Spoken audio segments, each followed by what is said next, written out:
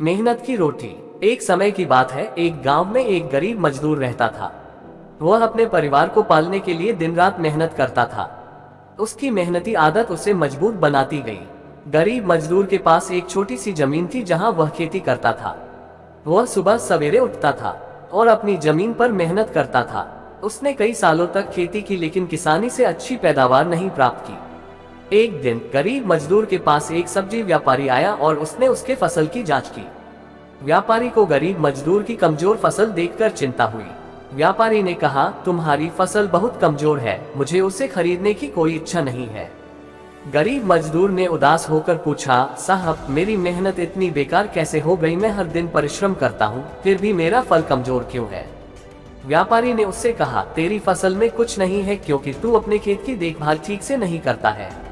एक अच्छा किसान अपने खेत की देखभाल करता है, उसे खाद देता है, पानी देता है और खरपतवार से उसकी फसल की रक्षा करता है। गरीब मजदूर को अपनी गलती का एहसास हो गया। उसने व्यापारी से वादा किया कि वह अपने खेत की सही देखभाल करेगा और अपनी मेहनत से बेहतरीन फसल प्राप्त करेगा। उसने खेत की देखभाल में बदलाव किया। वह अब खाद और जीवाश्म देकर अपनी फसल को पोषण करता था। उसने नए तकनीकों का भी प्रयोग किया जो उसे किसानी में माहिर बना देते। समय बीतते ही उसकी फसल ने अद्भुत परिणाम दिखाए। उसके खेत से फल उगने लगे, पैसा कमाने लगा, उसके परिवार की स्थिति भी सुधर गई और वह खुशी खुशी जीने लगा।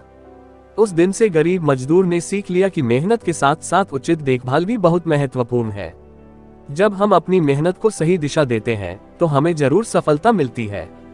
इस कहानी से हमें ये सीख मिलती है कि जीवन में मेहनत करना जरूरी है, परंतु उसकी सही देखभाल और निरंतर प्रयास करना भी आवश्यक है। हमें खुद को निरंतर सुधारते रहना चाहिए और अपने लक्ष्यों की दिशा में मेहनत करनी चाहिए। तभी हम सफलता की ऊंचाइयों को छू सकते हैं।